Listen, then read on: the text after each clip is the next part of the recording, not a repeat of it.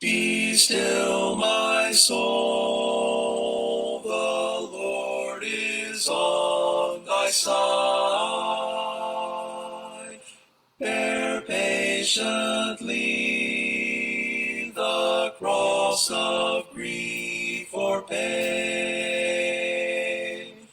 Leave to thy God to order and provide. In every change he faithful will remain. Be still, my soul, thy best, thy heavenly friend. Through thorny ways leads to a joyful end. Be still, my soul, thy God doth undertake to guide the future as he has the past.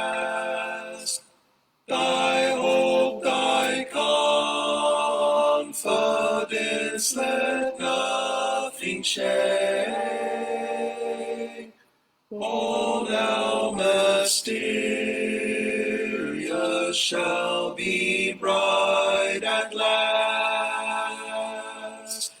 Be still, my soul, the waves and winds still know his voice who ruled them while he dwelt below. Be still, my soul, the hour is hastening on, when we shall be forever with the Lord. When disappointment, grief, and fear are gone, sorrow forgot, love's purest joys restore. Be still, my soul, when change and tears are past.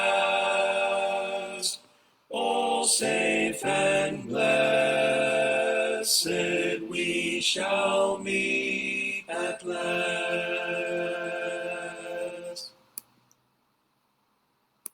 Ganda po yung awit na yun, mga kapatid. Ang sinasabi sa atin na tayo po ay maging mapayapa sa ating kaluluwa. Ano po? Be still, my soul. Sabihin, kahit ano pa ang ating kalagayan sa mundong ito, we are still. Hindi tayo nagagalaw. Sapagkat alam po natin, ang Diyos ay kasama natin. Ano po? Kaya tayo po may kapayapaan sa ating mga kaluluwa. So dito po sa ating pagpapatuloy natin ng ating pag-aaral po sa aklat po ni Pablo, sulat ni Pablo sa mga taga-Roma. Ito po ay magsisimula tayo sa ika-11 kapitulo. Ano po? Doon po sa ika-10 kapitulo, nakita na patunayan na hindi po nalalayo ang salita ng Diyos. Ibig sabihin, ito'y pinangaral, ito'y nilahad. Sa panahon natin, ito'y naisulat. Noong panahon na yon, ito'y pinangaral sa pamagitan ng mga apostol. Ano po? Subalit hindi lahat ay naniwala. Lalo po sa mga Hudyo. Bandang huli, ang isang bayan na hindi naghahanap sa Diyos ay nakatagpo ng kaawaan. Subalit ang isang bayan na dapat sana'y natagpuan ng Diyos sapagkat ito'y bayan ng Diyos sa mahabang panahon, ay hindi nila nakitang biyaya sapagkat sila ay napagimagsik at hindi masunuring bayan. Ito po sa ika-11 kapitulo. Dahil nga po ang Diyos ay tinakwil ng Israel bilang kanyang bayan. Wala na bang nalalabing pag-asa sa bansang Israel? Lubusan na bang itinakwil ng Diyos ang lahat para sa kanyang dating bayan? Yun na po, basahin natin ang una hanggang ika-6 na talata. Sinasabi ko nga, itinakwil baga ng Diyos ang kanyang bayan. Huwag na ang mangyari. Sapagkat ako mga na Israelita, sa binhi ni Abraham sa angkan ni Benjamin. Hindi tinakwil ng Diyos ang kanyang bayan na nang una pa ikinilala niya. O hindi ba ganyan nalalaman ang sinasabi ng kasulatan tungkol kay Elias? Kung paano namamagitan siya sa Diyos laban sa Israel na sinabi, Panginoon, pinatay nila ang iyong mga propeta. Giniba nila ang iyong mga dambana. At ako'y naiwang nag-iisa. At hinahanap nila ang aking buhay. Datapwat sinabi ng kasagutan ng Diyos sa kanya. Nagtira ko sa akin ng 7,000 lalaki na hindi nagsiluhod kay Baal. Gayun din nga sa panahong ito, panahon itong kasalukuyan, ay may isang nalalabi ayon sa pagkahirang ng biyaya. Ngunit kung ito'y sa pamagitan ng biyaya, ay hindi na sa magawa. Sa ibang paraan ng biyaya ay hindi biyaya. So ito isang katanungan na maaaring itanong ng mga Hudyo. Kung kami tinakwil na ng Diyos, wala na bang natitira sa amin? Ito po sa English, I say then, God cast away His people. Certainly not. For I am also an Israelite of the seed of Abraham, of the tribe of Benjamin. God has not cast away His people whom He foreknew. Or do you not know what the scripture says of Elijah? How he pleads with God against Israel, saying, Lord, they have killed your prophets and torn down your altars, and I alone am left, and they seek my life. But what does the divine response say to him? I have reserved for myself 7,000 men who have not bowed the knee to Baal. Even so then, at this present time, there is a remnant according to the election of grace. And if by grace, then it is no longer of works. Otherwise, grace is no longer grace. But if it is of works, it is no longer grace. Otherwise, work is no longer work. Meron pagkakaiba po sa sali ng dalawa na po. So, yung katanungan po rito, totoo po lang bansang Israel ay tinakwil ng Diyos bilang kanyang bayan. Wala pong laban doon, Walang paglalaban doon. Itinakwil ng Diyos ang Israel bilang bayang kanyang pinili. Tandaan po natin, ito'y pinili ng Diyos noong unang panahon na panggalingan ng ating Panginoon. Dito po sa Mateo, 21 kapitulo sa talatang 43. Kaya sinasabi ko sa inyo, kukunin sa inyo ang kaharian ng Diyos at ibibigay sa isang bansang nagbibigay ng bunga nito. So hindi na sila ang kaharian ng Diyos. Hindi na sila ang bayan ng Diyos. So sa ganung kahulugan sila itinakwil ng Diyos.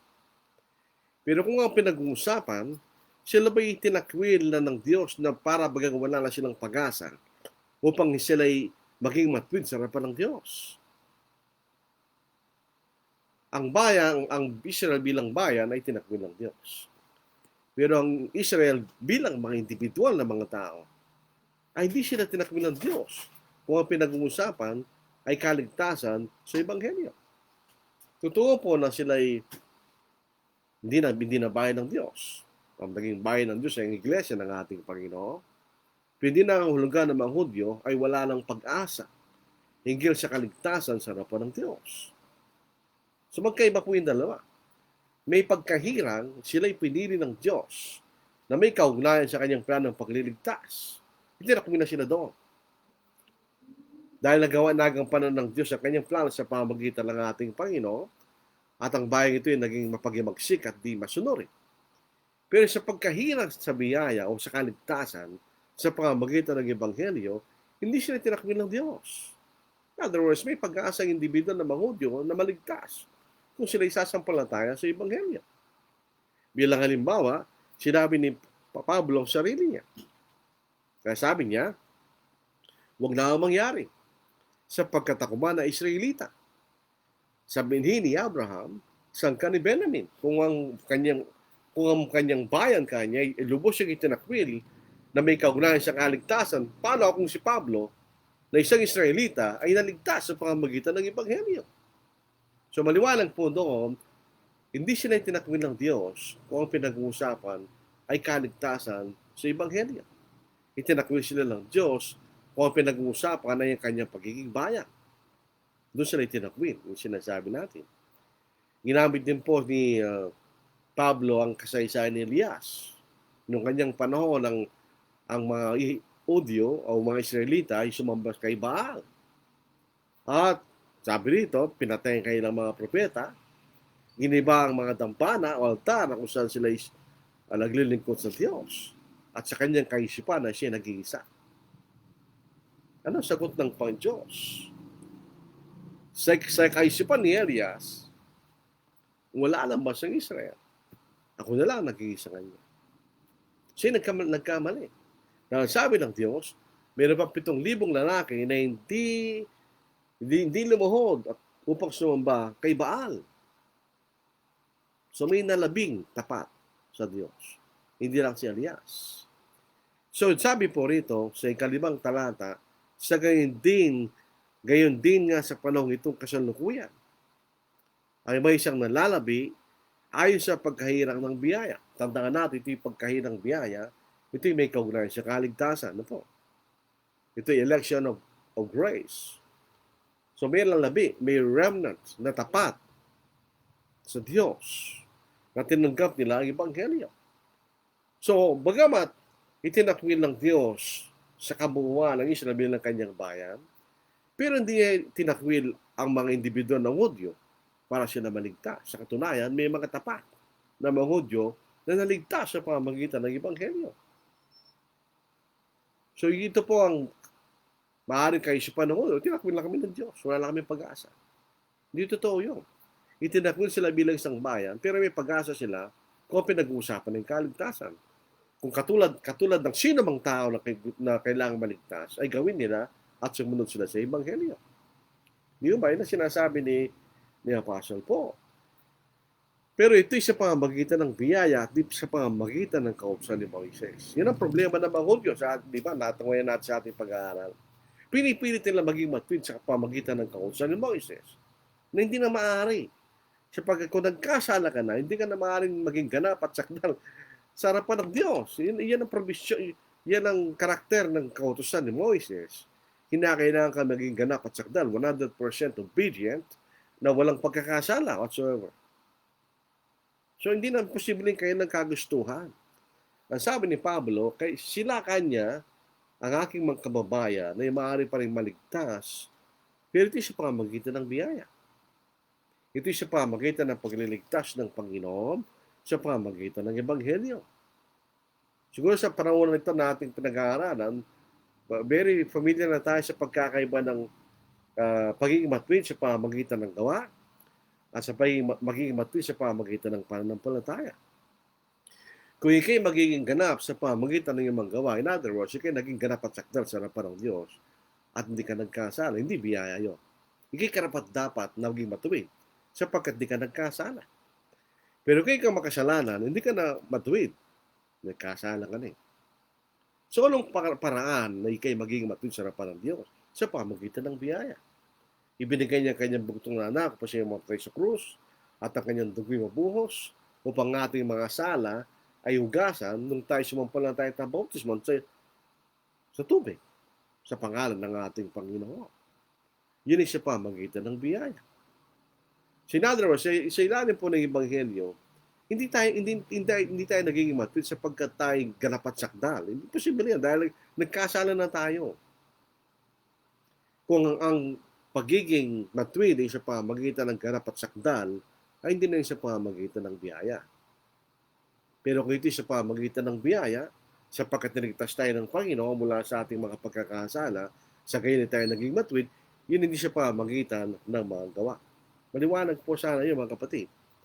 Ito po ang pagkakamali ng mga Calvinists. Hindi nila alam ang distinction ng mga gawa. Sa kanila, ang gawa, pare-pareho lang. Which is false and wrong. Iba-iba klaseng mga gawa. May gawa ng pagsunod, yan ang gawa ng pananampalataya. At may gawa na ikay para kayo maging matwid, yan yung maging ganap at sakdal sa harapan ng Diyos. Magkaiba yung dalawa. Hindi tayo doon sa gawa para tayo maging sakdal at matwid. Tayo gumagawa pag iligtas tayo ng ating Panginoon. Yung makikita natin yung pagkakaiba. Ang bayang Israel, kung gusto nila maging maligtas, ay hindi ito sa pamamagitan ng biyaya. Adi sa pamamagitan ng pagiging sakdal at ganap sa harapan ng Diyos. O sa ibang salita, sa pamamagitan ng mga gawa. So dito po sa ikapito, ang ikawalo. Ano nga? Ang hinahanap ng Israel ay hindi niya kinamtan. Datapot ito'y kinamtan ng pagkahirang at ang iba'y pinapagmatigas. Ayon sa nasusulat, binigyan sila ng Diyos ng spirito ng pagkatulog. Ito po, pansinin sa Tagalog, ito ay capital E, which is a wrong translation. Ito po ay small e. Ang ibig sabihin, ang kalagayan ng pagkatulog ng mga matang hindi nakakita at mga pakinig na hindi nakakarinig hanggang sa araw na ito. Dito po sa New King James, mas maliwanag po yung salin. Ano po? Well then, Israel has not obtained what it seeks, but the elect have obtained it, and the rest were blinded. Just as it is written, God has given them a spirit of stupor, sa New King James, small s, eyes that they should not see, and ears that they should not hear to this very day. Tanong, sino ang nagbigay ng matang hindi nakakita? At mga tenga hindi nakarinig o hindi nakakaunaw? Ang Diyos ba o ang basang Israel? Ang basang Israel. Hindi ang Diyos. Paano ng kahulugan sila binigyan? Katulad lang po sa Thessalonica na hindi yung mga tao hindi umibig o sa katotohanan, siya binigyan ng espiritu ng pagkadaya. Ang ibig lang sabihin, pinabayaan sila ng Diyos sa ganung kalagayan. Yung ibig sabihin ng pangusap na yun. So, inahanap ng Israel ang magiging matwid sa pamagitan ng kautusan. Consistent ang bansang Israel sa ganung kalakaran. Pinipilit pa rin nila at hinahanap na sila maging matwid sa pamagitan ng kautusan ni Moses. At hindi nila ito nakamtan. Bakit? Sapagkat wala sino man sa kanila, maliban lang sa ating Panginoon, ang naging ganap at sakdal sa ilalim ng kautusan ni Moses. Silang lahat ay nagkasala. Dito po sa Galacia, sa 3 kapitulo, sa 11 talata, maliwanag nga na sino man ay hindi inaaring ganap sa kautusan sa harapan ng Diyos, sapagkat ang ganap ay mabubuhay sa pananampalataya. Ika'y magiging ganap sa pamamagitan ng pananampalataya. Ang ibig sabihin ng pangungusap na yun, hindi sa pamamagitan ng kautusan. Walang sino nga na naging matuwid o inaaring ganap sa pamamagitan ng kautusan, sapagkat lahat ng mga Hudyo, maliban lang sa ating Panginoon, ay nagkasala sa ilalim ng kautusan ni Moises. So, para sila magiging matuwid sa pamamagitan ng kautusan ni Moises? Imposible yun. Dahil ikay magiging matuwid kung ikaw ay magiging sakdal at ganap sa harapan ng Diyos, di ka nagkasala kahit minsan. So, hindi na nakita ang hinahanap nila sa pamamagitan ng kautusan. Yun ang sinasabi ni Apostle Paul. Ngayon po sinasabing pagkahirang, sabi rito, ito'y kinamtan ng pagkahirang. Sa Tagalog, hindi maniwalag yung salin. Ano po? Pero sa New King James, sabi rito, the elect, sabi rito, but the elect have obtained it. Sino yung elect? Sino yung mga taong yun? Tanda natin ang elect dito, election according to grace. Sino yun? Ito yung mga Hudyong naging tapat at sumampalataya sa Ebanghelyo. So nakamtan nila ang pagiging matwid na hindi na nakamtan sa pamamagitan ng kautusan ni Moises. Ito po yung consistent na palagi sinasabi ni Isaiah, there is a remnant, labi, kaunting bahagi na basang Israel na naging tapat sa Diyos. At sa pagdating ng Ebanghelyo, sila'y sumampalataya sa Ebanghelyo.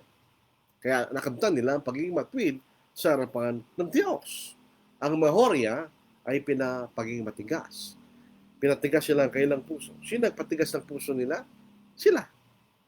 Subalit ang maging epekto ng Ebanghelyo sa isang matigas na puso ay lalong titigas ang puso niya. Nakita na natin yan sa kaso ni Pharaoh. Sino nagpatigas ng puso niya? Siya. Pero yung mga salot na binibigay ng Diyos para magbagong kanyang kaisipan ay naging dahilan na para lalo siyang tumigas sapagkat nilalabanan niya ang anumang bagay na ginagawa ng Diyos. So dito rin po, ito yung mga nagmatigas. Hindi sila naligtas. Ito yung mga taong naging bulag ang kailang pagkaunawa at kailang mga tenga ay hindi nakakaunawa sa mga bagay na kailangan rinig sa ating Panginoon. Nung ating Panginoon sa lupa at sinangangarap. Yung kalagayan po ng bansang Israel sa panahon ni Isaias, no sa Isaiah chapter 6, ay pareho pa ng kalagayan ng mga Israelita sa panahon ng ating Panginoon. Kaya yung mga taong sinabi ni Isaiah sa panahon niya, sabi niya, tumutugma rin sa inyo kanya. Natupad ang sinasabi ni Isaias. Sino yun? Dito po sa Mateo, chapter 13, say verses 14 to verse 15. At natutupad sa kailang hula ni Isaias na sinasabi, sa pakikinigan niyong maririnig, at sa namang paraay, hindi niyo pag-uunawa. Tanong, wala ba silang pagkaunawa? Ibig sabihin, sila ba'y ipinanganak na Mongoloid, halimbawa? Hindi sila nakakaunawa? Hindi. Ayaw nilang unawain, ibig sabihin. At sa pagtingin na inyong makikita, sa nang paraay, hindi niyo mamamalas. Hindi ba niya nakita ang ginawa ng Panginoon? Ang mga imalang ginawa ng Panginoon? Nakita nila. Naniwala ba sila? Hindi. Sapagkat kumapal ang puso ng bahay ito. Hindi yung pusong tumitibok, kundi kailang kaisipan. Pagka kumapal, hindi na yan nakakaramdam. Pag kumapal ang kaisipan nila, sila'y bulag. Hindi na nila inuunawa, in other words. Sapagkat kumapal ang puso ng bahay ito, at mahirap na makarinig ang kailang mga tainga, at kailang ipinagit ang kailang mga mata, baka sila'y makakita ng kailang mga mata, at makakarinig ng kailang mga tainga, at makakaunawa ng kailang puso, at maling magbalik loob, at sila aking pagagaling. Ano na lang ang pag-asa nila? Kung bubuksan nila ang kailang kaisipan, at alisin nila ang kailang pagkabulog, dahil sa kailang pagiging masyadong nakadikit, at pagkatig sa kautusan ng Moises. Yan ang problema nila. Masyadong pagkatig nila sa kautusan ni Moises, naging bulag sila sa kanilang pagkaunawa. So ito mga naging matigas at ayaw unawain ng Ebanghelyo. Sila ba'y maliligtas? Oh, definitely hindi.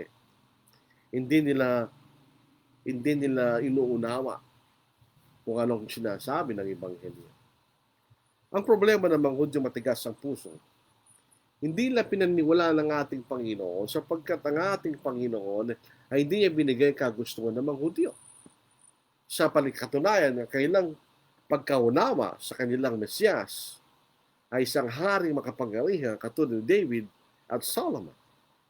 Ay dumating ang Panginoon ay isang hamak na mahirap na anak ng karpintero.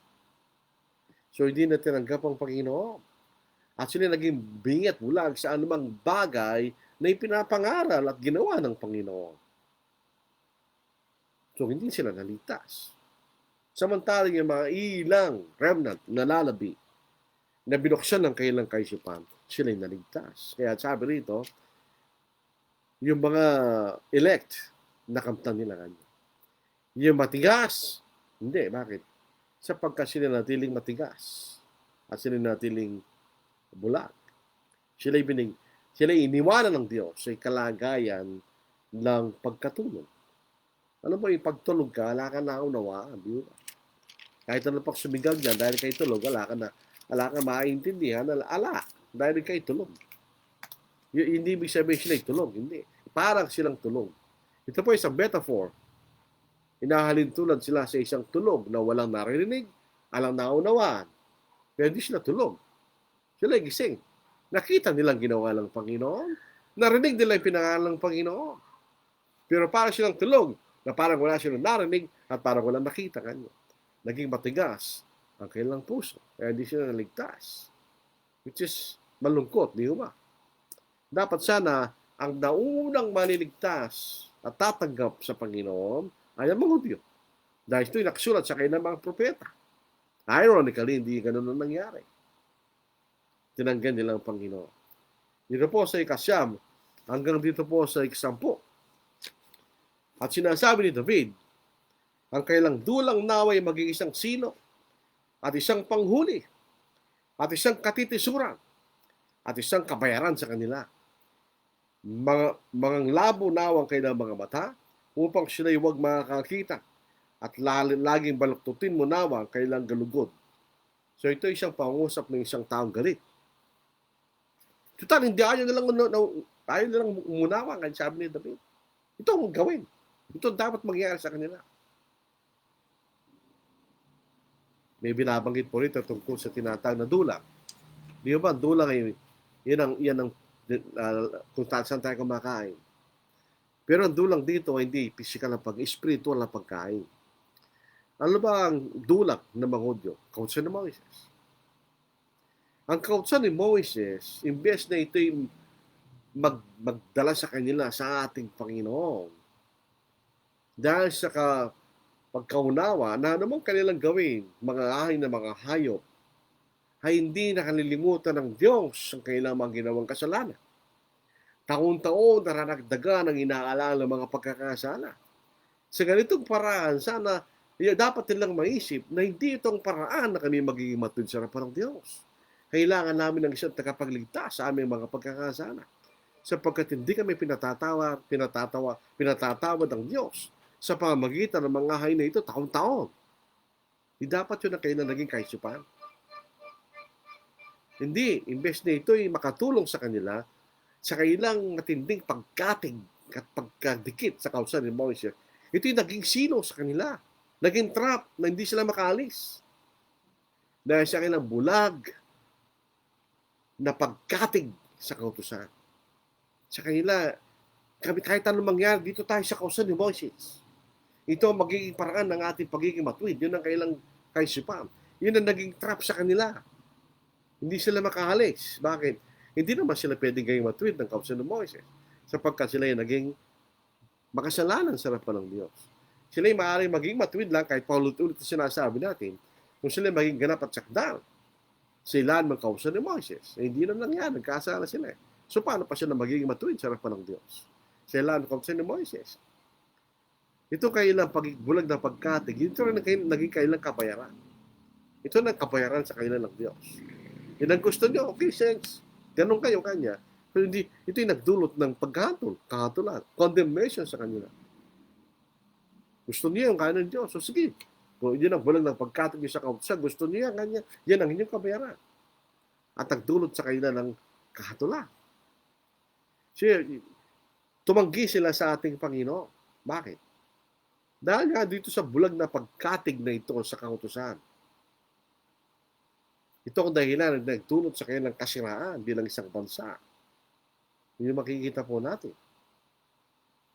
At sabi nga po ni Apostle Paul, itong ganitong mga tao na may bulag na pagkatig sa kautusan ni Moises at naging bulag ang kanilang pagkaunawa, ay natulan na nila sarili nila kanya.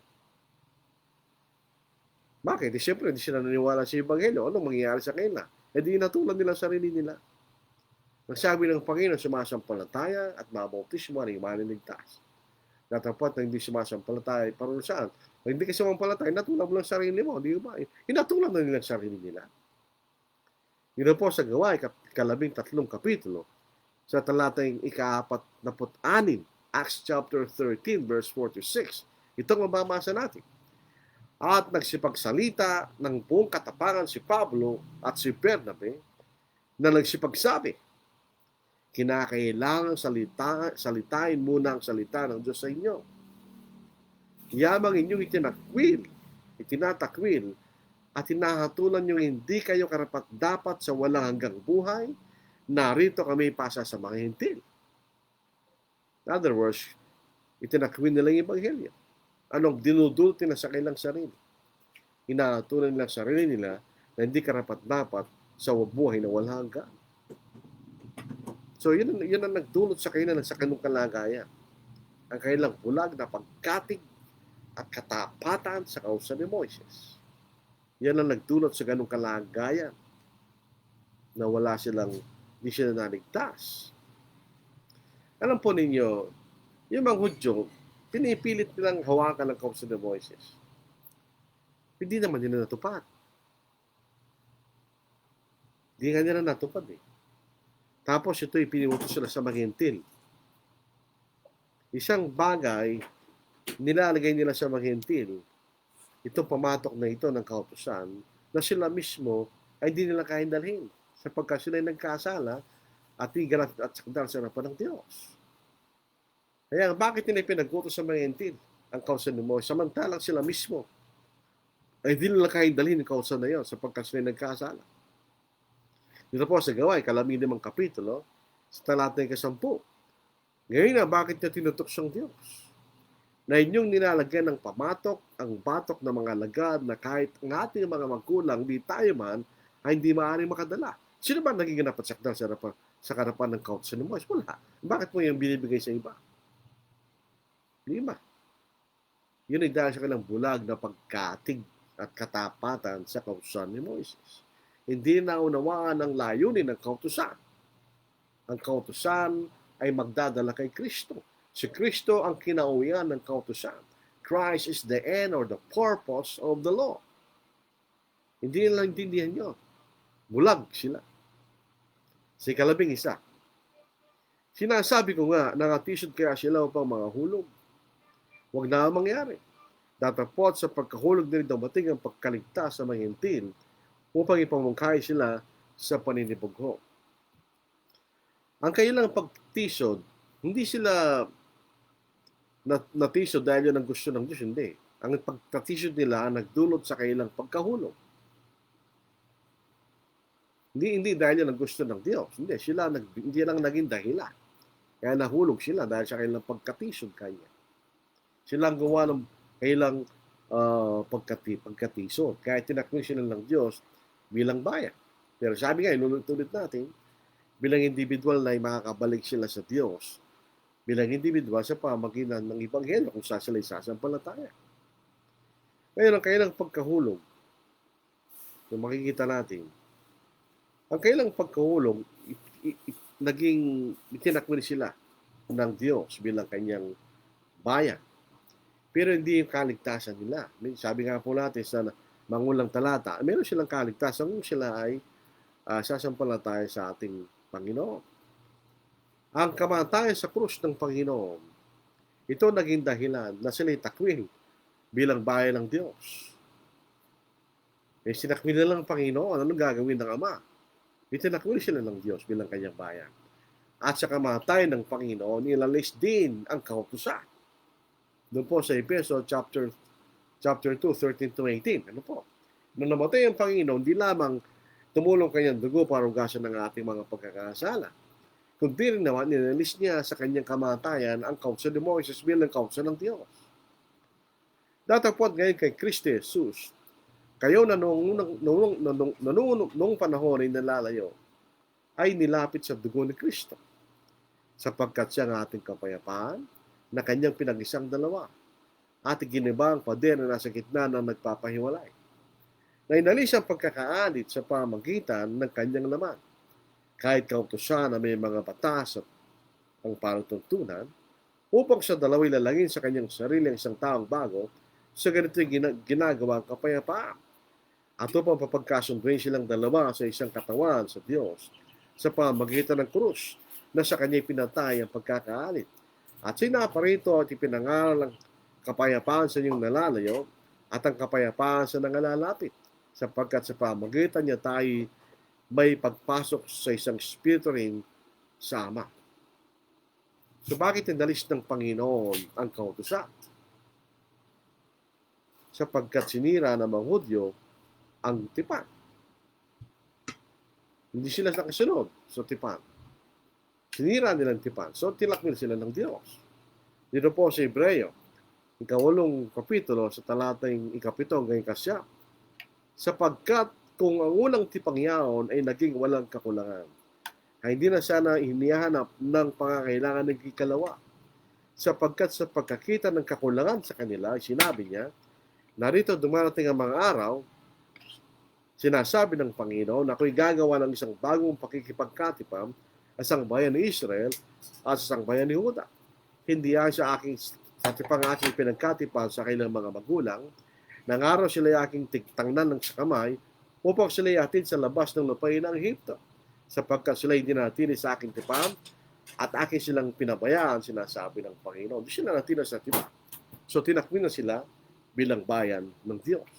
Kaya namatay ang Panginoon, tinanggal niya yung kautusan. So ngayon, wala ng kautusan, hindi na rin sila bayan ng Diyos. Sa kamatayan po ng ating Panginoon. Kung titingnan po natin ang Biblia, sa una pa lamang, sa Old Testament, kagustuhan na ng Diyos, kalooban na ng Diyos, na sa pamagitan ng ating Panginoon ay maliligtas ang lahat ng mga bansa sa lupa. Not in the sense na lahat ay lahat, kundi lahat ng mga taong, lahat sa mga bansa ay magkakaroon ng pagkakataon na maligtas sa pamamagitan ng ating Panginoon. Kalooban na ng Diyos yun noong unang panahon pa. Hindi kalooban na Diyos lang ang maliligtas. Alam po na sa ating mga unang pag-aaral, pinili lang ng Diyos ang Israel sa kanyang layunin, sila'y panggagalingan ng ating Panginoon na sa laman. Din lamang, wala nang iba. Katotohanan nito sa Genesis chapter 22 verse 18, sabi niya, sa iyong binhi ay pagpapala lahat ng kasalupa. Sino yung binhi na yun?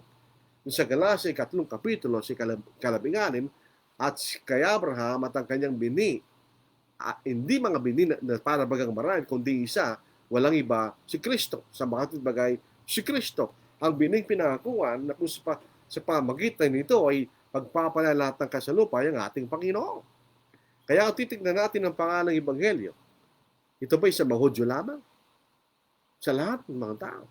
Sa Mateo, sa 28 kapitulo, 19 na talata, gawin niyong alagad ang lahat ng mga bansa. Sa Marcos, 16 na kapitulo, sa 15 talata, ano sabi niya? Umayo kayo sa buong sa kalibutan at ipangaral niyo bagay sa lahat ng nilalang. Lahat ng nilalang. Lahat ng mga bansa. Dito po sa Lucas, chapter 24, verse 47, yung bang pagsisisi at pagpapatawad ng mga kasalanan ay sa mga Hudyo lamang? Hindi. Basahin po natin ang sinabi ng ating Panginoon. At ipangaral sa kanyang pangalan ng pagsisisi at pagpapatawad ng mga kasalanan sa lahat ng mga bansa, magbuhat sa Jerusalem. So ito yung kalooban ng Diyos. Hindi lamang o Diyos maliligtas niya, lahat naman kan sa lupa. Sapagkat lahat ay nagkasala, hindi lang yung mga Hudyo na dapat iligtas ng Panginoon. So ba't pa nagsimula, alam natin yan. Hindi ba makita natin? Sabi nito, may bilanggit po na sila, may ipamungkay sila sa pinilibog. Ano po? Dito po sa pangangaral po ni Pablo at ni Bernabe sa unang paglalakbay, ano po? Doon sa Gawa'i, 13 kapitulo at talata ika-46, Acts chapter 13, verse 46. At nagsipagsalita ng buong katapatan si Pablo at si Bernabe na nagsipagsasabi, kinakailangang salitain mo ang salita ng Diyos sa inyo. Yamang inyong tinatakwil at tinatunan nyo hindi kayo karapat-dapat sa walang buhay, narito kami ay pasasa sa mga hintil. Kung kayo Hudyo, anong pakiramdam mo? Ngayon, kanya, hindi kayo ayaw nyo, punta ka sa mga hintil. Ito yung paninibugho. Hindi paninibugho pag sila'y maligtas, hindi. Hindi paninibugho dahil sa Ebanghelyo, buti pa sila. Ito yung paninibugho dahil sa kautusan. Nagkagalit sila dahil ang kaligtasan sa pamamagitan ng Ebanghelyo at hindi sa pamamagitan ng kautusan. Dito po sa Romans chapter 10 verse 19, ito po yung quotation sa Deuteronomy, na tapat sinasabi ko, hindi ba nalalaman ng Israel? Unay-unay sinasabi ni Moises, ipamumungkahi ko kayo sa paninibugho sa pamagitan niya o hindi bansa. Sa pamagitan ng isang bansang mangmang ay gagalitin ko kayo kanya. Hindi paninibago na para maligtas sila. Hindi. Gagalitin sila ng Diyos. Dahil sa kailang katigasan ng kailang puso. Sa matagal na panahon na pagpapahinunod ng Diyos, ay nanatili pa rin silang matigas ang puso at pagibagsik sa harapan ng Diyos. Yun po sa 12 ng talata. Ngayon kung ang pagkahulog nila ay isang kayamanan sa libutan, at ang pagkalugi nila ay isang kayamanan ng mga hentil, gaano pa ang kapunuan nila? Ito po isang mahirap maunawaan kung hindi natin unawain ayon sa konteksto. Darating mang panahon na ang buong angkan ng Israel ay manunumbalik sa Diyos. Kailan nyo? Wala ng bansang Israel. Noong AD 70, nawala ng bansang Israel bilang isang bansa. Dahil nasunog ang mga salinlahi nila sa templo. So hindi mo na malalaman kung ikay Hudyo o hindi. Noong pag AD 70, bago nasira ang bansang Israel, bumalik na mga buong Israel sa Diyos at sila yung lahat isunod sa Ebanghelyo. Hindi. So anong ibig sabihin ng kapunuan? Hindi yun. Ang kahulugan ng kapunuan. Alam niyo, kailang pagkahulog, ang ibig sabihin ay pagkatalo. Sa paalong parang sila nagkatalo. Sila natalo sa pagsusumikap na sirain si Kristo at ang kanyang turo. Una, sa pamagitan ng pagpapakos sa krus sa kanya. Bakit siya pinakos sa krus? Dahil galit sila. Galit sila sa ating Panginoon. Sabi niya, ako ang Kristo. Ako ang anak ng Diyos. Tao ka lang, magpantay ka sa Diyos. At galit sila sa ating Panginoon sapagkat ang inaasahan nilang tagapagligtas ay hindi siya katulad ng uri ng ating Panginoon. So, ang unang attempt nila para matalo ang Panginoon, pinatay nila ang ating Panginoon. And later on, sila ay nagsumikap na sirayan ng iglesia. Sila ang unang nagbigay ng pag-uusig laban sa mga Kristiyano sa Acts chapter 8. Inusig nila yung mga apostol sa Acts chapters 4 and 5. At sa Acts chapter 8, inusig nila iglesia, pinatay nila ang mga Kristiyano. Pero nagpagiba sila yung natalo. Sila yung natalo. Hindi siya nagbigay sa ganong paraan.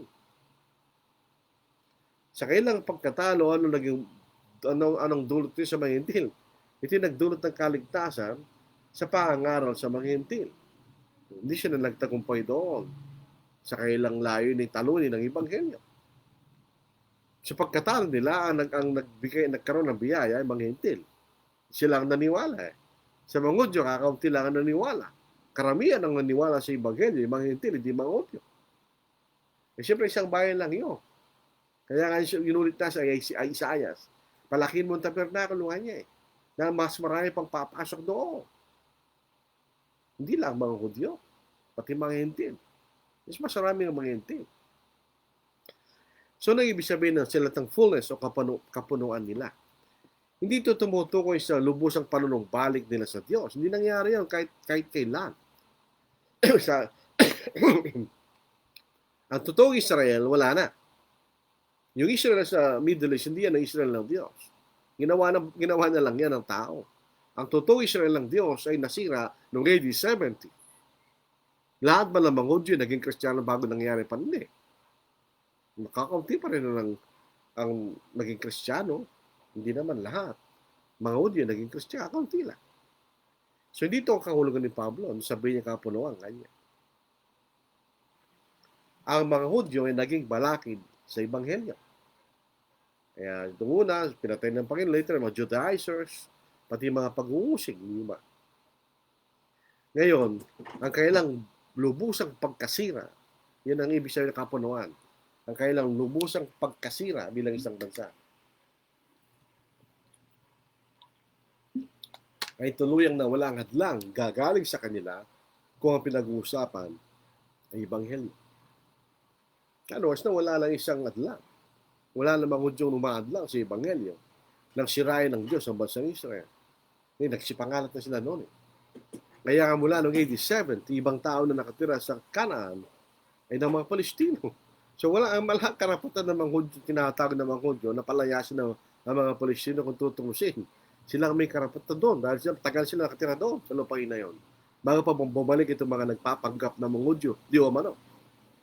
So, yung kailang buong lubusang pagkasira ay ito'y naging dulot pa ng pagkalagaan ng Ebanghelyo sapagkat wala ng hadlang na galing sa kanila. Di ba?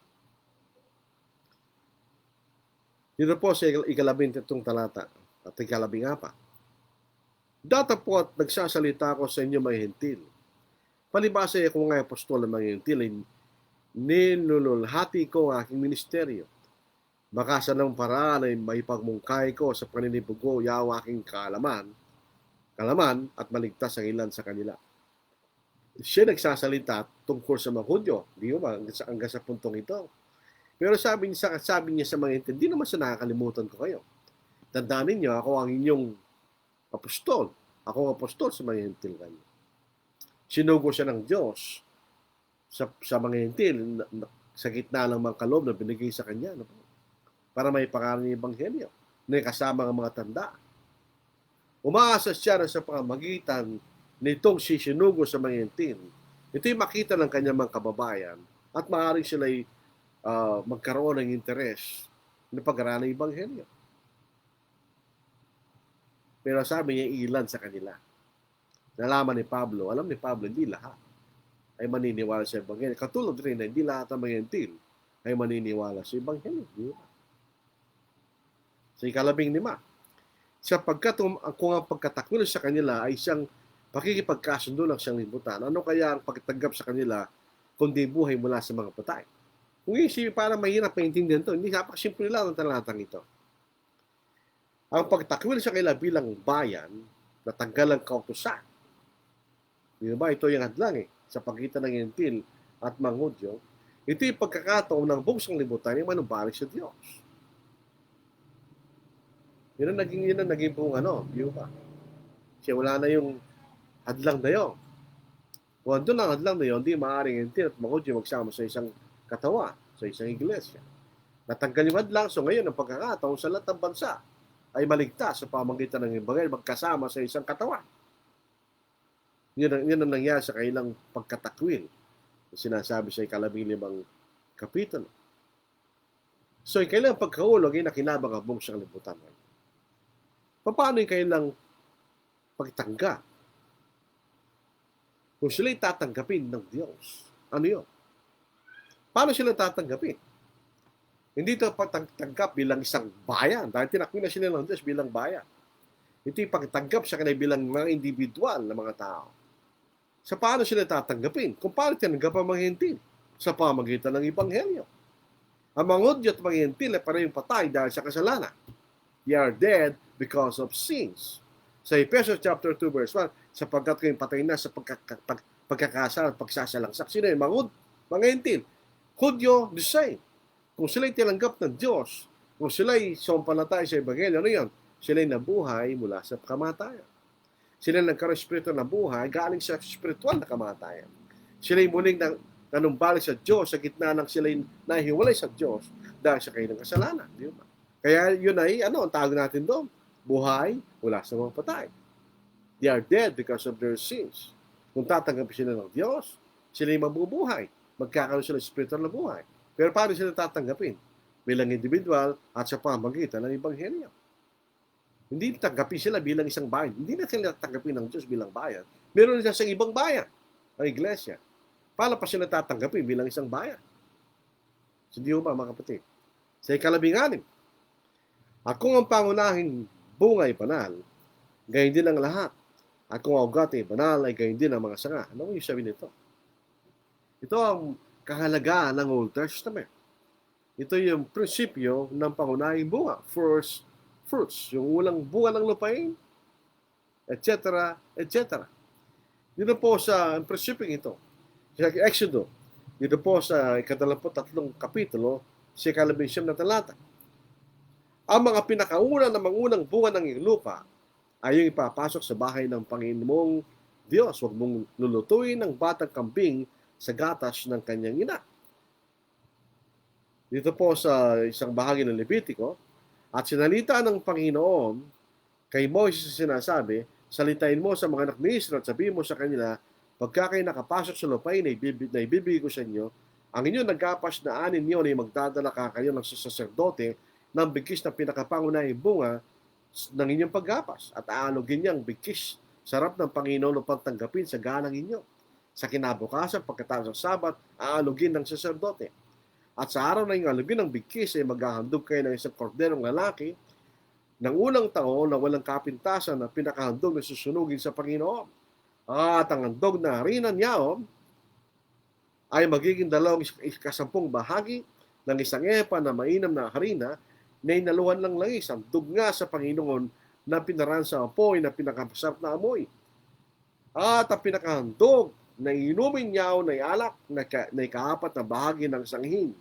At huwag kayong kakain ng tinapay ni trigong sinangag, ni uhay na bago hanggang sa araw na ito, hanggang sa inyong madala ang alay ng sa inyong Diyos, siyang palatuntunan magpakailanman sa buong panahon ng ilahi at ng iyong tahanan. Ibig sabihin, pag inihandog ang pangunahing bunga, halimbawa ng harvest, ng mga tupa, hayop, ang buong harvest ay magiging banal sa Panginoon. Ganyan.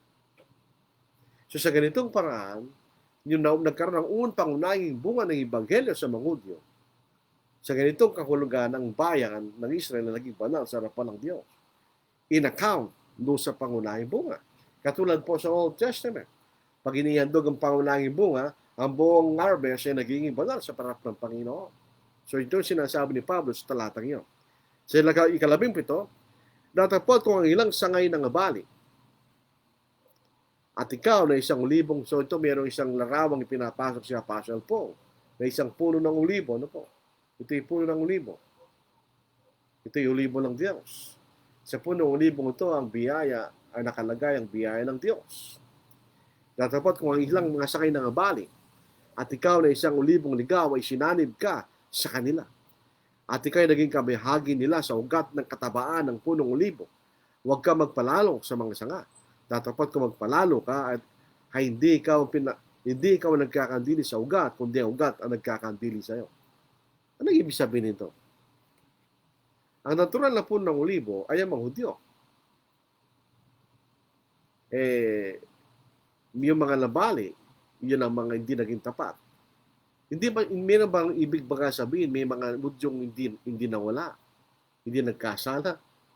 So, ibig sabihin, paano sila naging sasanga? Silang lahat tinabali. Silang lahat tinanggal. Tinakwil nga sila ng Diyos bilang bayan. Pero yung ilan na naging tapat, sila yung muling idinugtog doon sa puno ng ulibo.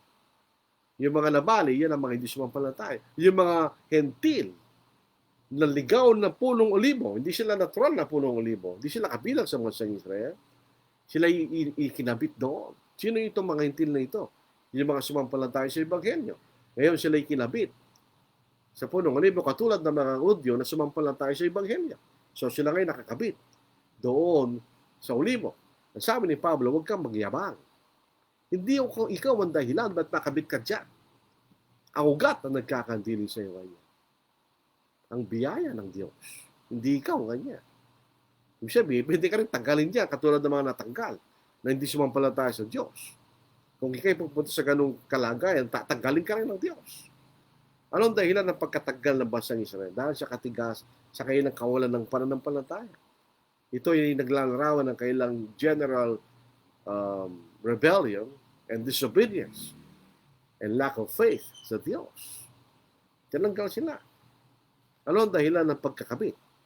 Sapagkat sila sumampalataya sa Ebanghelyo. So hindi ito makikita mo, hindi pinipili ng Diyos kung sino ka. Kung ikaw isang natural na ulibo, ikaw isang Hudyo. Kung ikaw ay nanumbalik sa pamamagitan ng pangalan ng Ebanghelyo, ikakabit ka sa punong ulibo. Kung ikaw isang ligaw na ulibo, ikaw isang hentil, ikakabit ka rin ng Panginoon kung isasampalataya sa Ebanghelyo. Tila baga sa laraw na ito, ugat si Abraham. Sapagkat sila lahat ay binili ni Abraham. Yan ang ugat. Kanya. At itong mga Hudyo na hindi sumasampalataya, hindi sila kabila bilang binhi ni Abraham. Dito po sa Galatia chapter 3, maliwanag po yun.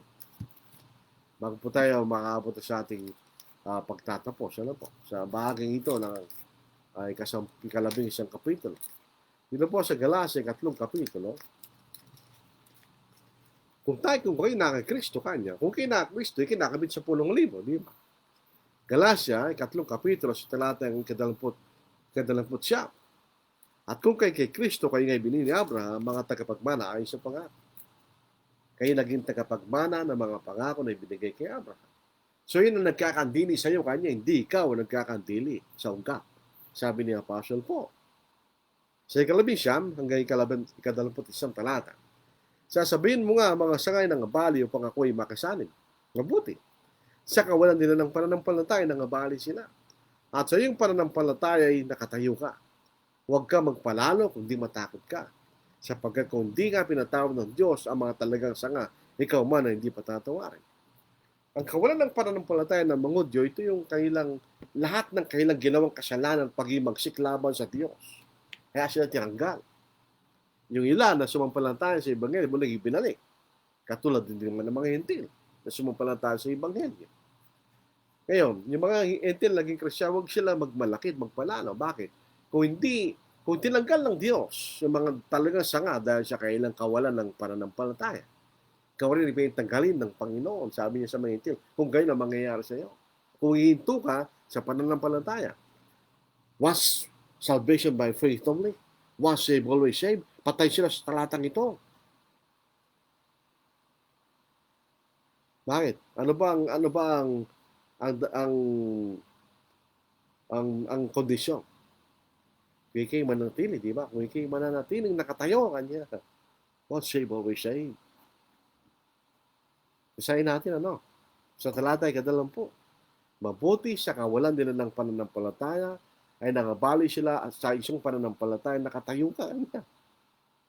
So, sabihin, manatili ka doon nakatayo. Kung hindi, ikaw rin ay aalisin. Hindi ba? So, yun ang makikita lang once saved, always saved dito. Kailangan kang manatiling nakatayo sa Ebanghelyo. At upang hindi ka alisin ng Panginoon doon sa puno ng olivo. So ito po ang ating paksa. Susunod po bukas, magsisimula tayo sa 22 talata hanggang sa 36 kasi napakahaba po nitong talatang ito para matapos natin sa bugit kumulang isang oras. Maraming salamat po sa inyong pakikinig. Aljan Ocampo, good afternoon po. Good afternoon din. Rudy Yap Jr., present po. Ito po nga po yung sinasabi natin mga hindi lamang kapatid, kundi malapit na kaibigan. Kennedy Piligang Paul, good afternoon po sa lahat. Good afternoon din sa iyo, Brad. Rafael Ortiz, magandang hapon po mga kapatid. Magandang hapon din sa iyo. Vicente Kai, magandang hapon po sa mga kapatid. Magandang hapon din sa iyo, Brad. Rene Mardalan Sr., peace to all. Kapayapaan din sa iyo, Brad. Dion Bautista, it is good for us to be here. Naibag ngagat panapon mga isuan, halo-halo na po yan. Naibag Ilocano, gat panapon, Kapampangan, Iksun, Bisaya po yun. Magandang kastamat kyan, kamrad. Nandi Kanlo says, maya pagkat panapon kaya katamungan. Translation, magandang hapon sa ating lahat. Arnold Asilo, magandang hapon po, brother. At sa lahat na ikinig, magandang hapon din siya, Brad. Roy Beb Silipak, ito nga po si Brother Roy Capili. Magandang hapon po, magandang hapon din. Noe Louie Villa, mauulang hapon sa lahat, Brother Lordy, Villa Mayor family. Kanina po, malakas ang ulan, pero minto na rito. Magandang hapon din sa Esther at lahat ng Villa Mayor family. Jojo Campo, greetings po sa lahat. Greetings din sa Brad. John Rex Lakandana Darasin, good afternoon po, good afternoon. Wala po tayong comments at mga tanungan. Ito po ang pinakahuling kapitulo na may kaugnayan pa sa Counsel ni Moises, sa mga Hudyo. In regards to the gospel, Chapter 12 ay hindi na po yun. Chapter 13, 14, 15, 16, wala na. Iba-iba na po ang mga paksa po doon, mga kapatid. Pero itong mga pinag-aralan po natin, magsimula tayo sa chapter 4 hanggang chapter 11. Ito pinakamahirap na bahagi ng sulat po ni Pablo sa mga taga-Roma. Tanong kapatid, noong AD 70 na madistract ang Jerusalem at nasira ang tala ng lahi ni Israel, noong 1948, idineklara ni David Ben-Gurion, isang bansang muli ang Israel. Gano'n po ito katotoo? Hindi totoo yun. Ang totoo po niyan, hindi natin alam kung ang mga Hudyong ito ay talagang mga Hudyo. paano sila magiging Hudyo? Hindi na nila alam ang lahi nila kung saan sila nanggaling. Sa 12 kan ni Jacob, sapagkat sinasunog ang lahat ng saling lahi ng mga Hudyo sa templo ng Jerusalem noong AD 70. Yung pagkasira po ng templo sa Jerusalem ay tanda ng pagkatakwil sa kanilang Diyos bilang kanyang bayan. Ang templo ang nagsisilbing tanda ng fellowship ng Diyos sa kanyang bayan, di ba? O sinira ng Diyos nyo sa pamagitan ng mga Romano. Ang ibig sabihin, wala na akong fellowship sa inyo bilang aking bayan. So wala lang basang Israel noon. Nangyayari, sila nagsipangala. Yun ang simula po na tinatawag na sila nagsipangala sa iba't ibang dako. Kung hindi sila magsisipangala, sila mamamatay sila. So magmula ng AD 70, wala na mga Hudyo sa lupain ng Israel. Sila nagsipangala sa iba't ibang mga dako. Ano nangyari sa kanila? Hindi natin alam. Sila nagsipag-asawa sa ibang mga lahi. Pansinin po niyo ang itsura ng mga Hudyo sa panahon natin ngayon. Sila mga Europeans. Si ating Panginoon, hindi siya European, siya isang Asyano na katulad ng mga Arabo. Bakit yung itsura nila? Dahil hindi sila mga Hudyo. Karamihan sa mga yan ay mga proselytes, naging mga Hudyo. Tinanong ko po si Brother Ron Halbrook, sabi ko, wala nang talaan ng mga lahi. So ngayon, paano malalaman kung ikay maging Hudyo, maging proselyte? Kung anong lahi mo, mamili ka kanya. Gusto mo lahi ni Huda, ikaw bahala ka. Hindi ganun ang pagiging kahanib sa bansang Israel. Ito sa pamagitan ng lahi, di ba? Sapagkat nalalaman mo sa aling lahi.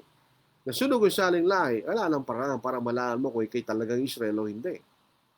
Kaya po yung dineklarang Israel ni David Ben-Gurion noong 1948, yun may political Israel na ginawa ng unang-una ng Great Britain at saka ng US. Hindi yan ang bansang Israel ng Diyos. So hindi yan ang bansang Israel ng Diyos. Ang Israel ay walang kinalaman ng Diyos dyan. Yung kanyang bansang Israel, itinakwil niyan noong AD 70. Ito iba ng bansang Israel yan. Hindi yan ang bayan ng Diyos. So hindi totoo yun na yun ang Israel ang muling nanumbalik. Hindi na. Lahat ng inatulan ng Diyos ay nawawala. Kaya nawala ang bansang Israel sapagkat tinatulan siya ng Diyos. Tayo po ni Vicente Kai, good lesson po. Natuto po ako. Salamat ako rin, natututo. Kasi pag ikay nagtuturo, natututo ka rin. Di ba? It works both ways. Sabihin, naahasa yung nagtuturo, naahasa rin nakikinig. Both ways. At so, mga katanungan po nyo, yun din yung nakakatulong sa ating pag-aaral, yung mga comments na katulong po yan sa ating pag-aaral. Ito po aklat ni Pablo sa mga taga-Roma. Ito isang, hindi naman, ibig sabihin mahirap na yung maintindihan. Ito is a challenging book. 6-day war ng Israel at Arab, hindi totoo na pinatubayan. Hindi kakayanin ng mga Arabo ang bansang Israel sapagkat ang mga Arabo watak-watak. At ang Israel, technologically, ay superior dahil siya po ay may suportado ng ibang mga bansa tulad ng US, Great Britain. Kaya hindi mo matatalong Israel. Ang mga Arabo at that time, sila po yung watak-watak. Hanggang sa panahon ngayon. Kaya hindi nila matalo-talong Israel. Tingnan nyo, ang Saudi Arabia, pro-American. Diba? So hindi niya, kahit gusto niya sirayan ng Israel, hindi niya magagawa. Bakit? Takot siya sa US. Yung mga mismo mga Muslim, nag-aaway-aaway sila, di ba? Ano ang problema ng bansang ni Saddam Hussein? Yung Iraq. May Sunnit, mga Shiite. May magkalaban yun. Ang Saudi Arabia ay Sunni. Ang Iran ay Shiite. So hindi malabo na magkadigmaan sila. So hindi sila manalo-nalo sa Israel. Pero hindi ibig sabihin na pinapatubayan sila ng Diyos.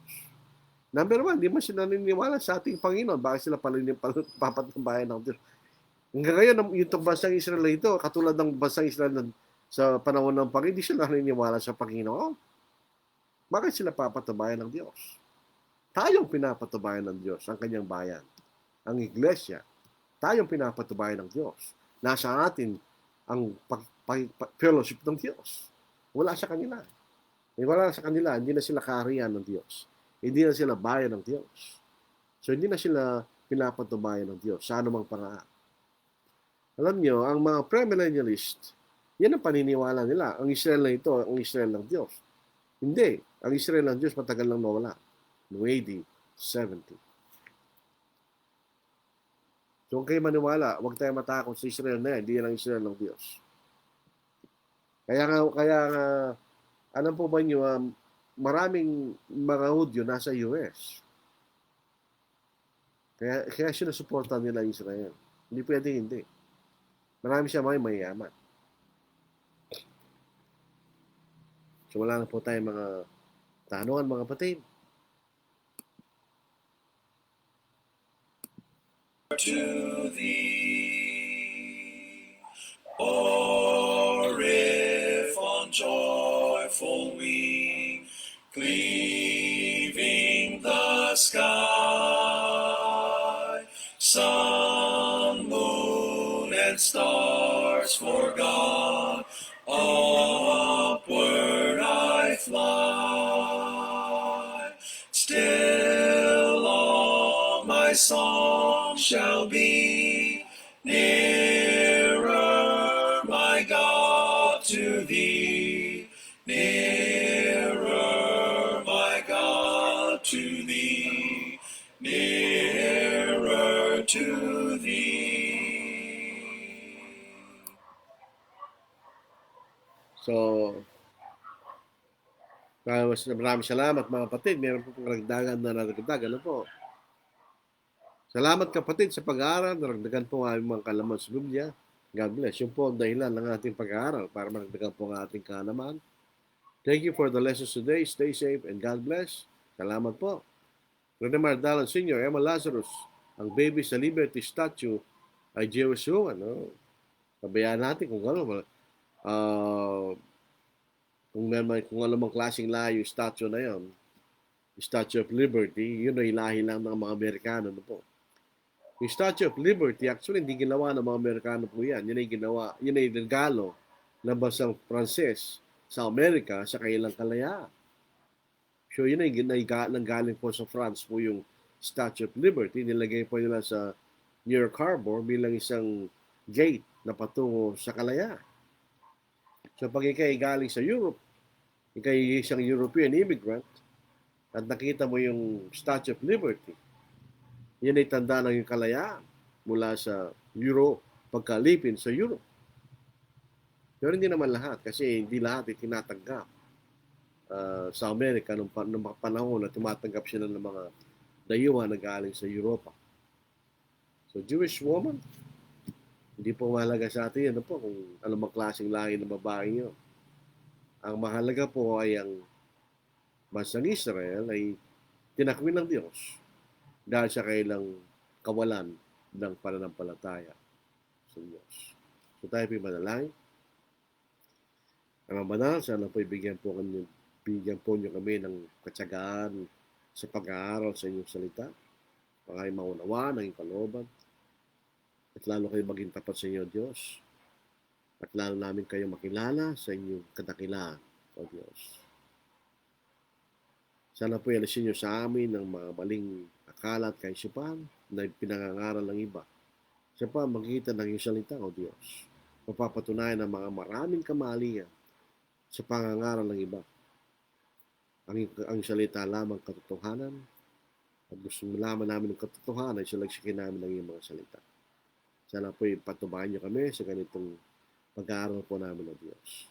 Patubayan niyo kami, Ama, sa iyong mga pagkakasala at itulot niyo na kayo magpatuloy na maglingkod sa inyo, Diyos. Sana ingatan niyo kami sa lahat ng panahon, lalo po sa panahon panganib na ito na pagkakaroon po ng isang pandemya. Ang mga bagay tayo manghiningi, yung mga kapatid po na may mga karamdaman na yaming pinapanalangin, hindi na po lang sasabihin ng pangalan. Magpapasalamat po kami sa mga kapatid na nakaligtas po sa karamdaman. Alam po namin naman na yun ay sayon sa inyong kapangyarihan, O Diyos. At ang mga bagay tayo may hiningi, dakilang pangalan sa Kristo namin Panginoon. Amen. Okay, so tayo po ay natapos muli sa ating pag-aaral po sa hapang ito. So, bukas po, uli, magpatuloy natin. Kung lulubin po ng Panginoon, ano po, ang ating pag-aaral. Kung lulubin ng Panginoon, nagpatuloy po tayo sa Hindi lang po ito, pati po ibang mga FB preaching na ibang mga kapatid, kahit sa mga kapatid sa ibang bansa, napakarami po. Ikaw na lang mamimili. Napakaganda ng mga paksa, ano po, ikaw na lang mamimili kung meron kang pagkakataon sa mga panahon na sila po ay nangangaral. Tumawag po si Brother Jojo Campos, sabi niya, Amen, Amen. So sana po ay mag-ingat kayo. Stay safe. Pati po si Brother Mac Perez, sabi niya, Amen. Stay safe always.